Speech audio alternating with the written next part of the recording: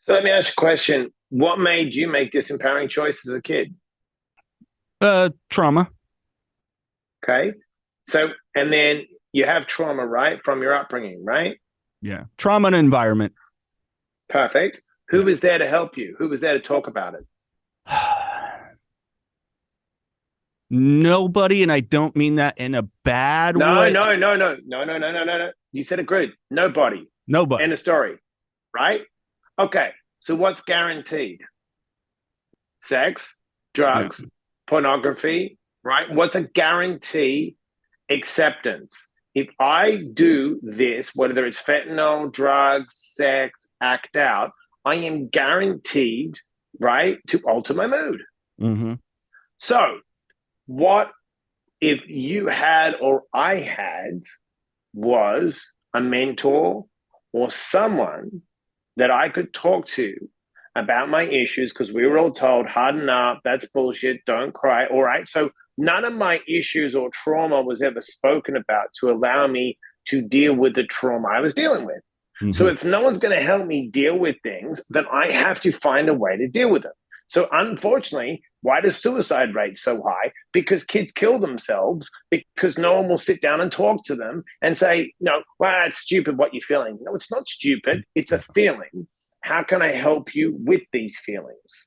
And then once you match someone where they're at and actually take the time to be interested in what they're talking about and not prejudge them and not tell them who they should be and not tell them how they think, because we're all different how we process information, right? Yeah.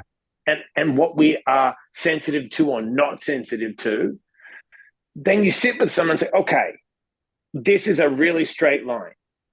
And that's how I do interventions. I'm like, you're doing the fentanyl, right? It's highly addictive. Well, you're doing the crack, which I've smoked. It's highly addictive. It's going to break you down. You're not going to reach your full potential. And I know deep down when you stop, you're miserable and you worry about detoxing. So let's try and do this. Instead of let's substitute for a second. Don't quit. Let's just substitute. We know one thing you're doing. Let's substitute with something more empowering, right? And I just try to substitute, play the substitute game. Now, I know after a period of time, if someone allows you to express your emotions correctly and you can talk through it therapeutically, that's why therapy is so important, right? Exercise is so important, eating clean is so important, getting your natural dopamine, oxytocin, serotonin, endorphins, right? Those getting it in a powering way. Over time, you get enough proof that, okay, this does work. Like I tell people, like if you want to lose weight, and people say, well, they go like, I want to lose 100 pounds, right? Say, for example, 50 pounds. I was like, will you ever 50 pounds lighter? They're like, no. And I'm like, okay, why did you choose 50? They're like, Mm-hmm. well, I thought 50 would be the right number. I'm like, well, how about this? Why don't we start with 10 pounds? And let's discipline ourselves and build the habit of losing 10. And then when we get to 10, let's make an assessment. So I know by making the short term right goal and you get to the first milestone of 10, you've already built the habit now and you can see some results. Right? So Yeah. if you can get around someone and say, okay, I'm feeling these emotions, and they go, okay, let's talk about it. I'm angry. Why? And they mention why they're angry. Okay, so is there? Let's do some breathing techniques. When you feel triggered, let's try this. Okay, that's one technique, right? And then, okay, so why do you feel like you need to do the drugs? Well, everyone else is doing them. Okay, is there a way to get out of that environment? Is there other communities you can surround yourself with? Well, there is. Okay, so let's do this over the next 30 days or 2 weeks. When you're tempted to take that path, let's just change the path. That's it. Just keep it simple.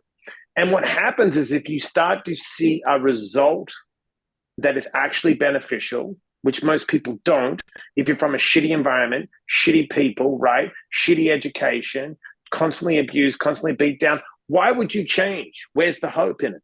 Yeah. There is no hope, right? Yeah. Because they've never seen anything different. To the contrary, don't even know it exists. Thank you. So we all know people say there's light at the end of the tunnel, but if we don't show them the light at that tunnel, how do they know there's light there? This is the Knocking Doors Down podcast, featuring celebrities, experts, and everyday people who have overcome adversities, including addiction, mental health, and trauma, to live purposeful lives. And that's what Knocking Doors Down is all about.